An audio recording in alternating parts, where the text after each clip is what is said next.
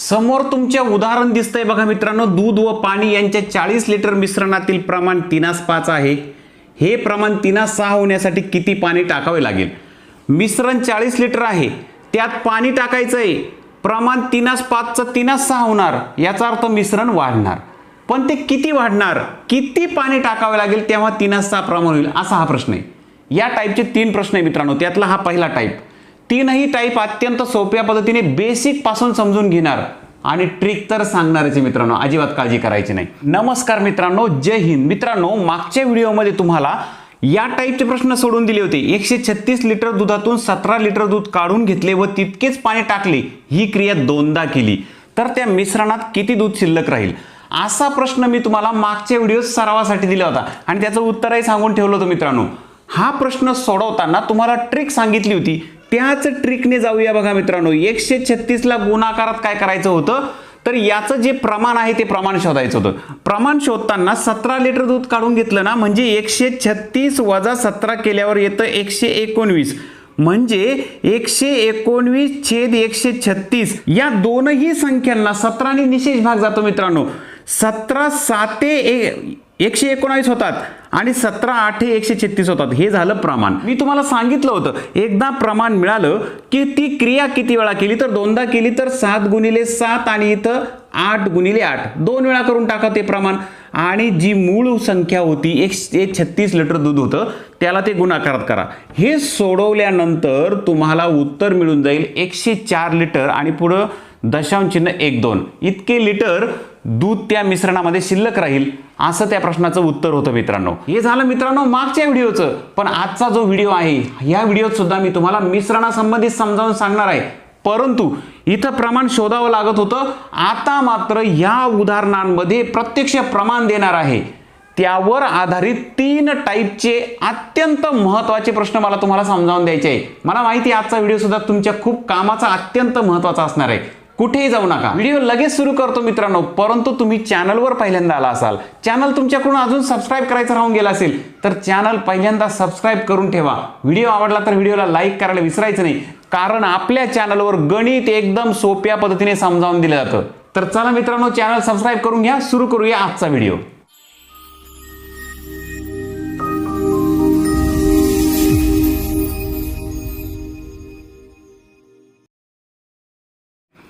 पहिल्यांदा बघा मित्रांनो, दूध व पाणी 40 लिटर मिश्रण आहे, प्रमाण मात्र त्याचं 3:5 आहे.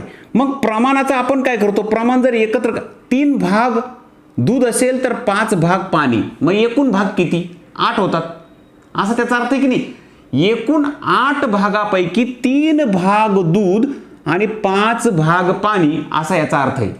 मग एकूण 8 भाग झाले, ते इथं मांडतो बघा.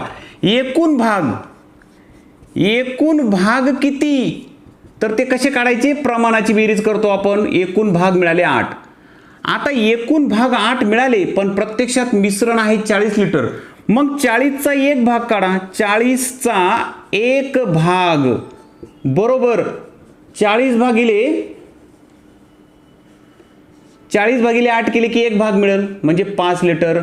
बघा, 40 लिटर दुधाचा 1 भाग काढायचा असेल तर एकूण भाग जर 8 असतील तर त्यापैकी 1 जर काढायचा असेल तर 40ला 8 ने भाग दिला, 5 लिटर म्हणजे 1 भाग झाला. आता महत्वाचं लक्षात घ्या मित्रांनो, हे ज्याला जमलं ना त्याला उत्तर सुटलं ह्या प्रश्नाचं. कसं बघा, इथं दूध 3 होतं, इथंही दूध 3 आहे, इथं पाणी 5 होतं, इथं पाणी 6 झालं, म्हणजे 5 चे 6 झाले. 1 भाग वाढ झाली, 1 भाग काय झाली, वाढ झाली. फक्त पाणीच वाढलं ना. किती पाणी टाकावे, तर 1 भाग पाणी जास्त टाकायचं. मग 1 भाग म्हणजे किती, तर 1 भाग म्हणजे 5 लिटर आलं. 1 भाग बरोबर 5 लिटर आलं. आता मित्रांनो, हेच या प्रश्नाचं उत्तर असणार. 1 भाग पाणी वाढवायचं आहे. तुम्हाला सांगितलं इकडं जर 3 असेल, इथं जर 4 असतं तर इथं 1 भाग दूध वाढवलं, असा त्याचा अर्थ होतो. यासाठी महत्वाचं काय आहे, या प्रमाणावरून दिलेल्या मिश्रणाच्या एकूण याच्यावरून तुम्ही 1 भाग काढून घ्या. 1 भाग काढला की सगळी उत्तर तुम्हाला समजणार. सेम प्रश्न घेतो मित्रांनो, लक्षात आलं नसेल तर पुन्हा एकदा समजावून देतो. पुन्हा सेम प्रश्न आहे बघा मित्रांनो. 54 ग्रॅम सोने व चांदी यांचं मिश्रण आहे, बरोबर. याचं प्रमाण 4:5 आहे. आता लक्षात घ्या, चार भाग जर सोने असेल तर चांदी 5 भाग, मग एकूण किती झालं तर 9 भाग. सोने चांदी यांचं एकूण जे भाग झाले ते 9. एकूण भाग आहे 9, पण प्रत्यक्षात वजन मात्र 54 ग्रॅम आहे. मग 54चा 1 भाग काढावा लागेल तुम्हाला, म्हणजे 54 भागिले 9 करावं लागतील. 9×54 6 ग्रॅम. 54 ग्रॅमचा जर 1 भाग काढायचा असले तर 6 ग्रॅम हे त्याचं उत्तर येतं. ह्या दोन गोष्टी कळल्या की तुम्हाला इथं काय करायचं बघा, काय हे प्रमाण 4:8 होण्यासाठी किती चांदी टाकावी. मग इथं सोनं 4:5 होतं, इथं 4:8 झालं. सोनं जसंच तसं आहे, चांदीच वाढली फक्त. मग 5 भाग चांदी होती ती 8 भाग झाली. वाढ जी झाली, 3 भाग वाढ झाली. हीच याच्यातली ट्रिक आहे मित्रांनो. सूत्राचा वापर करून करत जर बसले ना तुम्ही तर खूप वेळ जाईल आणि लवकर लक्षात पण येत नाही. सर्वात सोपी पद्धत, यापेक्षा सोपी पद्धत नाही उदाहरण सोडवण्याची. 3 भाग जर वाढ होते, आपल्याला 1 भाग म्हणजे 6 ग्रॅम कळलं, तर 3 भाग म्हणजे 6 गुणिले 3 करावं लागतील 18 ग्रॅम. बस झालं मित्रांनो तुमचं उत्तर. 18 ग्रॅम चांदी टाकली की प्रमाण 4:8 होणार. किती चांदी टाकावी तर उत्तर असणार 18 ग्रॅम. अत्यंत सोपी पद्धत आहे मित्रांनो ही उदाहरण सोडवण्याची. ज्यावेळेस मी पहिल्यांदा ह्या टाईपचं उदाहरण पाहिलं ना, खूप साऱ्या मित्रांची अडचण हीच होते की हे जे प्रमाण आहे हे प्रमाण इकडे बदलून दिलंय, तर ह्या प्रमाणानुसार बदल कसा करायचा हे लवकर लक्षात येत नाही. सूत्र ज्याला माहीत असतं, सूत्र ज्याच्या लक्षात असतं तो पटकन सोडवीन, पण सूत्र जर विसरले तर मग मात्र अंडरस्टँडिंगने हे उदाहरण सुटलं पाहिजे. तर ते सोडवण्यासाठी फक्त 3 गोष्टी बघा, 1, 2 आणि 3 झालं काम. काय सूत्राची गरज नाही इथं. याच प्रश्नामध्ये हा पहिला टाईप झाला. याच प्रश्नामध्ये टाईप दुसराही असतो. तो कसा असतो बघा. दुसरा टाईप आहे मित्रांनो, सोने व चांदी यांच्या 4:5 या प्रमाणात, म्हणजे 4 जर भाग सोने असेल तर चांदी 5 भाग, या प्रमाणात 18 ग्रॅम चांदी टाकल्यास प्रमाण 4:8 होते. तर आधीच्या मिश्रणाचे वजन किती, म्हणजे 4:5 असताना वजन किती होतं. याच्या अगोदरचा प्रश्न लक्षात आला का तुमच्या? हाच प्रश्न होता, तिथं उत्तर 18 ग्रॅम काढलं. तो प्रश्न काय होता बघा. प्रश्न आपल्या मनामध्ये फिरला पाहिजे. आधीचा प्रश्न आणि हा प्रश्न यामध्ये थोडासा बदल केला आणि प्रश्न बदलून गेला. आधीचा प्रश्न काय होता, चांदी व सोन्याचं प्रमाण 4:5 होतं, पण वजन दिलं होतं 54 ग्रॅम. 54 ग्रॅम सोने चांदी यांच्या मिश्रणामध्ये 4:5 प्रमाण आहे. ते प्रमाण 4:8 होण्यासाठी किती चांदी टाकावी, उत्तर आलं होतं 18 ग्रॅम. आणि आता इथं काय दिलं, चांदी 18 ग्रॅम टाकली, उत्तर तेच दिलंय, 18 ग्रॅम चांदी टाकली असं सांगितलं. प्रमाण 4:8 होणार आहे हे पण सांगितलं. तर हे 4:5 असताना वजन किती होतं ते विचारलं, तर ते वजन 54 ग्रॅम असणार. येत आहे लक्षात आता. आधी 54 ग्रॅम दिलं, 18 ग्रॅम काढायचं होतं. आता 18 ग्रॅमचं दिलंय, 54 ग्रॅम काढायचंय. आता 54 ग्रॅम उत्तर येणार ह्या प्रश्नाचं. पण हा प्रश्न सोडवायचा कसा मग, ते जर लक्षात आलं ना, मग मात्र हा दुसरा टाईप तुम्हाला काही अडचण येणार नाही. म्हणून मी सेम प्रश्न घेतला उलट जाण्याचा. तर हा समजून घेऊया बघा.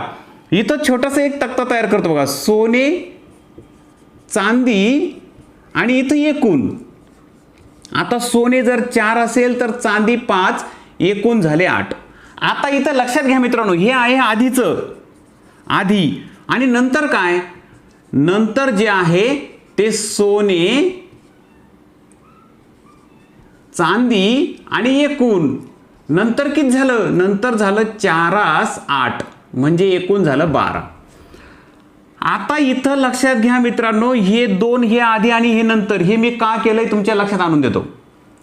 इथं महत्वाची गोष्ट काय आहे की हे जे 18 ग्रॅम वाढले ते काय वाढले, चांदी. 18 ग्रॅम चांदी वाढली की नाही. मग चांदी अगोदर 5 भाग होती, झाली 8 भाग. हे तर लक्षात येत आहे आता.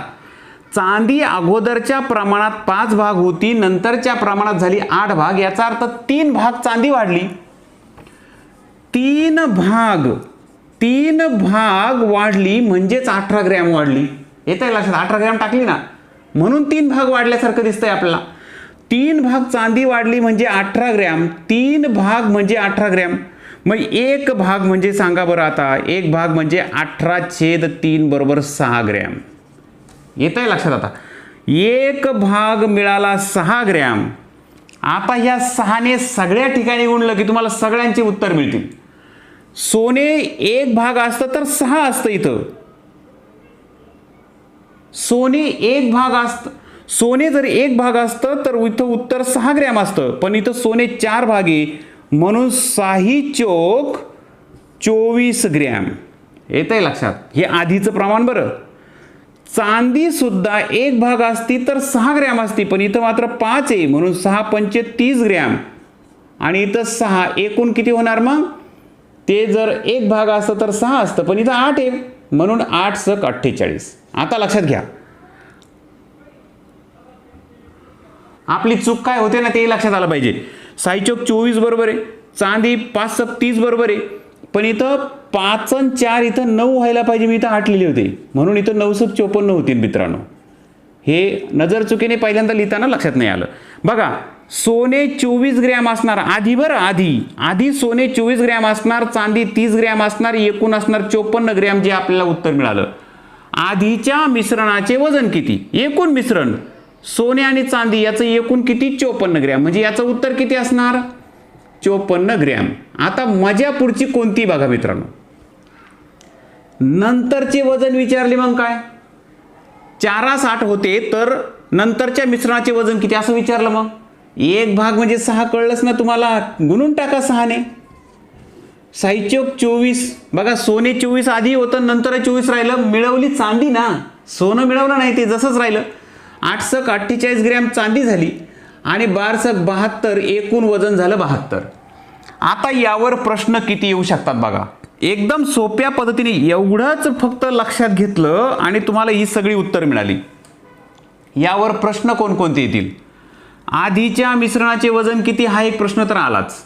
नंतरच्या मिश्रणाचे वजन किती हाही प्रश्न सुटला. नंतरच्या मिश्रणात चांदीचे वजन किती तोही प्रश्न सुटेल. नंतरच्या मिश्रणात सोने किती तेही प्रश्न सुटेल. नंतरचे मिश्रण आणि आधीचे मिश्रण यातला फरक किती? बघा ना, आधीचे मिश्रण 54 ग्रॅम, नंतरचे मिश्रण 72 ग्रॅम. यातला फरक किती? 72 मधून 54 काढून टाका, तुम्हाला उत्तर मिळेल. किती प्रश्नांची उत्तर इथं मिळतील बघा तुम्हाला. प्रश्न एकच असणार, पण इथं मात्र तुम्हाला वेगवेगळ्या पद्धतीने विचारणार. म्हणून 2 तक्ते तुमच्या समोर घेतले. आधीचे सर्व वजन दाखवली आणि नंतरची सगळी वजन तुम्हाला इथं काढून दाखवली. यामुळे कोणताही प्रश्न आला तरी त्याचं उत्तर तुम्हाला मिळून जाईल. आहे की नाही गंमत मित्रांनो? गणित फार मजेशीर असतं मित्रांनो.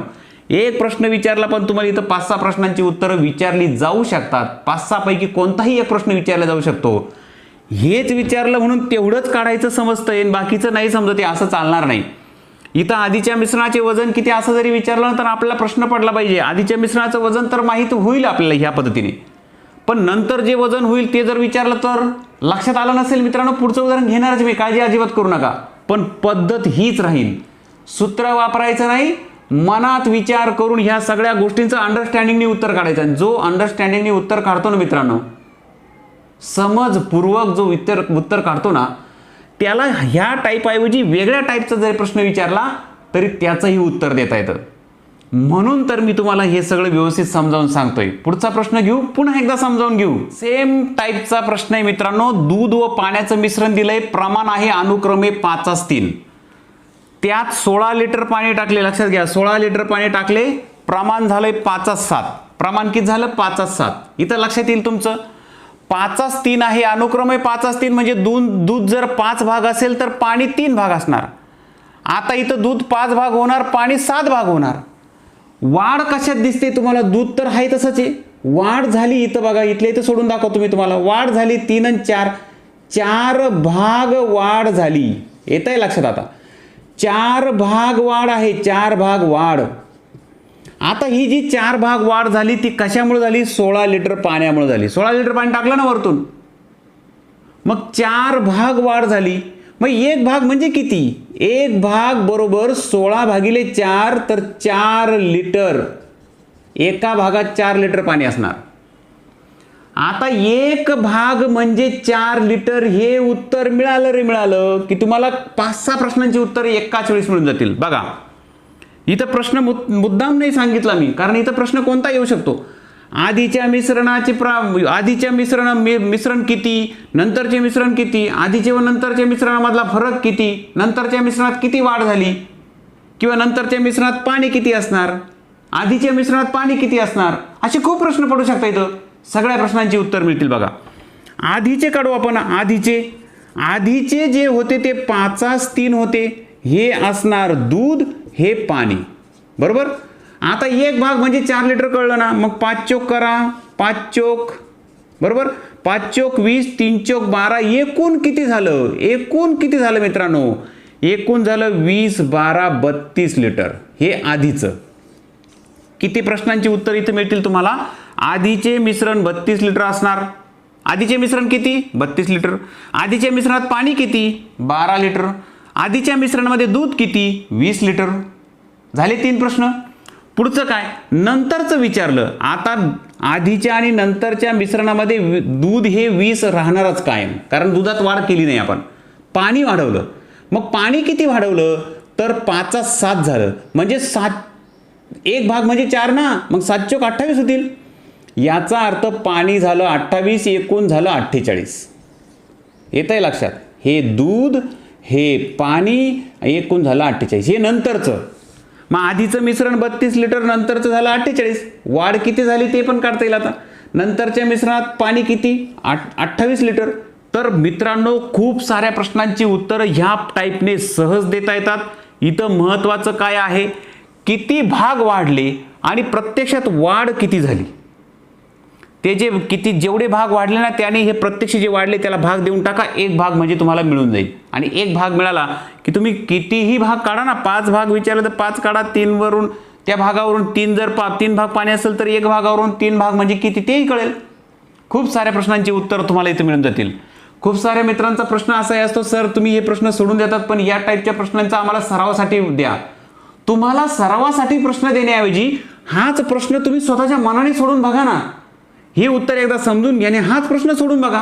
हा प्रश्न जर सोडवता आला तर तुम्ही इथं किमती बदला. फक्त किमती बदलल्या की प्रश्न तयार करता येईल तुम्हाला. आणि ज्याला प्रश्न तयार करता येतो ना मित्रांनो, त्याला उत्तर सोडवता येतं. प्रश्नावरून उत्तर सोडवणं अवघड एक वेळेस आहे. प्रश्नावरून उत्तर जर काढायचं असेल तर एक वेळेस अवघड वाटेल, परंतु तुम्ही प्रश्नच स्वतः तयार केला तर मग मात्र उत्तर येतं ना. कारण उत्तर माहीत असतं म्हणून तर प्रश्न तयार करता येतो.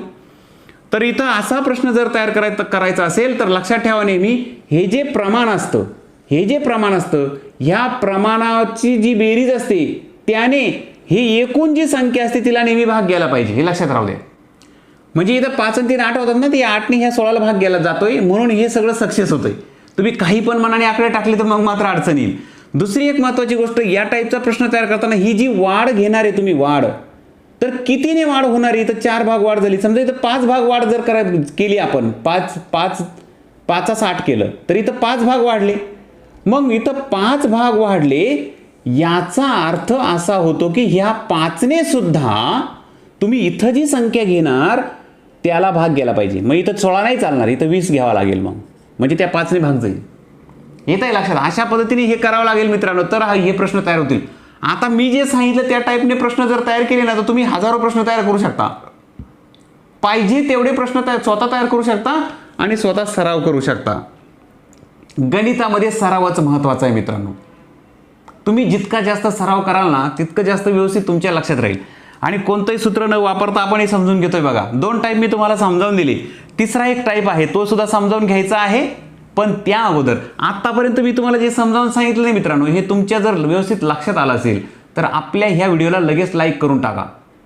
चॅनल तुमच्याकडून सबस्क्राईब करायचं राहून गेला असेल तर चॅनल सबस्क्राईब करायला विसरू नका. कारण तुम्हाला पुन्हा एकदा सांगतो, मला 100% खात्री मित्रांनो, आपल्या चॅनलवर एकदम सोप्या पद्धतीने गणित समजावून दिलं जातं.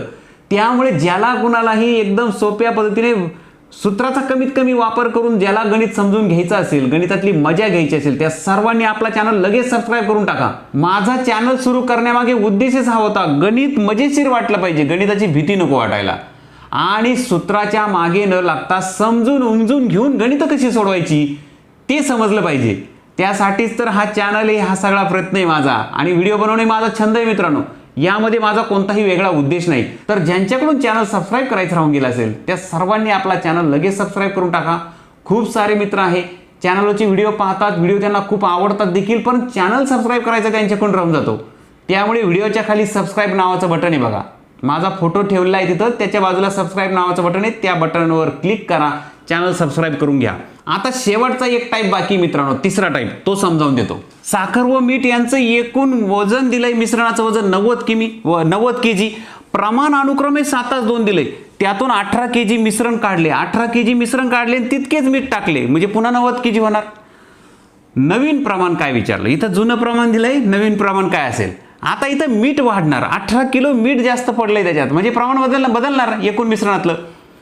तर इथं महत्वाचं काय, 90 किलोमध्ये 7:2 साखर आणि मीठ आहे ना, मग 90 किलोमध्ये साखर किती मीठ किती हे काढावं लागेल. 18 kg मिश्रण काढून घेतलं ना, मग मीठ किती काढलं आणि साखर किती काढली तेही काढून घ्यावं लागेल, आणि मग ती वजाबाकी करून शिल्लक किती ते काढावं लागेल, आणि मग त्यामध्ये 18 kg मीठ मिळवावं लागेल. अशा 3-4 गोष्टी बघा. 90 kg मध्ये साखर किती मीठ किती, तर हे एकूण 9 होणार बघा. मग 90 भागिले 9 केलं तर 1 भाग म्हणजे 10 kg बरोबर 1 भाग, हे तर कळलं आता. 10 kg म्हणजे 1 भाग.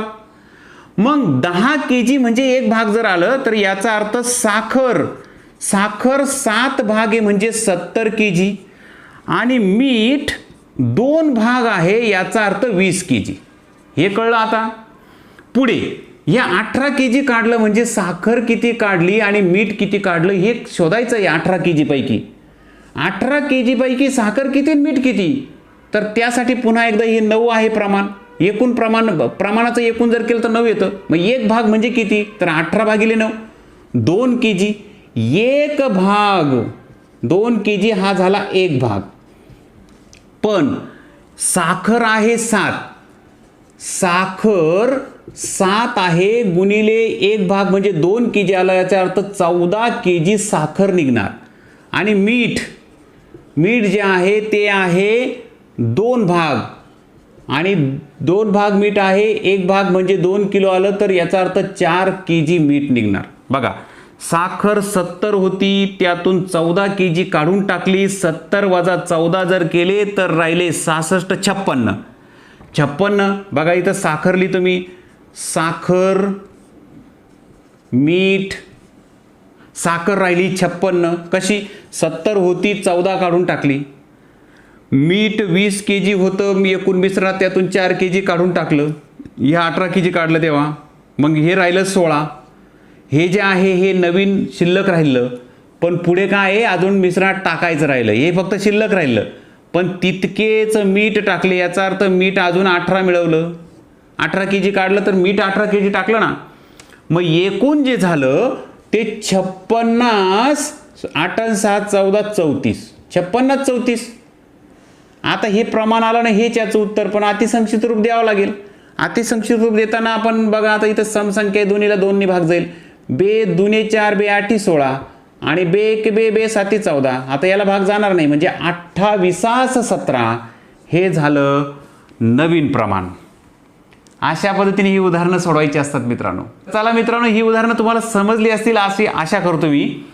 तुम्हाला आजचा व्हिडिओ कसा वाटला नक्की सांगा मला मित्रांनो. या व्हिडिओच्या खाली कमेंटमध्ये तुमचं मत लिहायला विसरायचं नाही. कोणता प्रश्न समजला नाही किंवा कुठं अडचण येते तुम्हाला ते नक्की सांगा मला. आणि व्हिडिओ जर आवडला तर व्हिडिओ आवडल्याबद्दल सुद्धा प्रतिसाद लिहायला विसरायचं नाही. व्हिडिओ लाईक करायला तर अजिबात विसरायचं नाही. चॅनल सबस्क्राईब करायचं राहून गेलं असेल तर चॅनल नक्की सबस्क्राईब करा.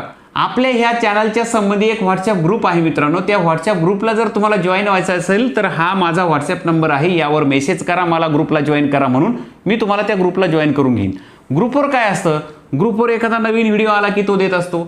आपल्या चॅनलवरचा एखाद्या विषयावर एखाद्या ठराविक टॉपिकवर जर तुम्हाला व्हिडिओ पाहिजे असेल तर तो शोधून मी तिथे देत असतो.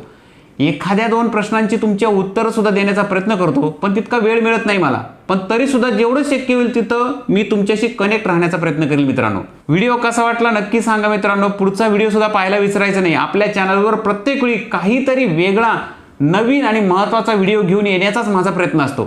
तर तो प्रत्येक व्हिडिओ तुम्हाला पाहायला मिळावा यासाठी चॅनल सबस्क्राईब करायला विसरायचं नाही. आजचा व्हिडिओ कसा वाटला नक्की सांगा. आपला हा व्हिडिओ तुमच्या खूप साऱ्या मित्रांना शेअर करायला विसरू नका. या संबंधीचा एखादा वेगळा प्रश्न तुमच्याकडे असेल तर तो प्रश्न सुद्धा मला कमेंट बॉक्समध्ये नक्की विचारा मित्रांनो. तुम्हाला त्या प्रश्नाचं उत्तर मी तिथंच देईन, किंवा तो प्रश्न तितका महत्त्वाचा जर असेल तर त्यासाठीचा नवीन व्हिडिओ तुमच्यासाठी घेऊन येईल मित्रांनो. पण गणित शिकताना अडचण अजिबात ठेवायची नाही, शंका अजिबात ठेवायची नाही. नक्की मला प्रश्न विचारा, तुमचा प्रतिसाद नक्की कळवा मित्रांनो. लवकरच भेटूया पुढच्या व्हिडिओमध्ये. तोपर्यंत बाय बाय, जय हिंद.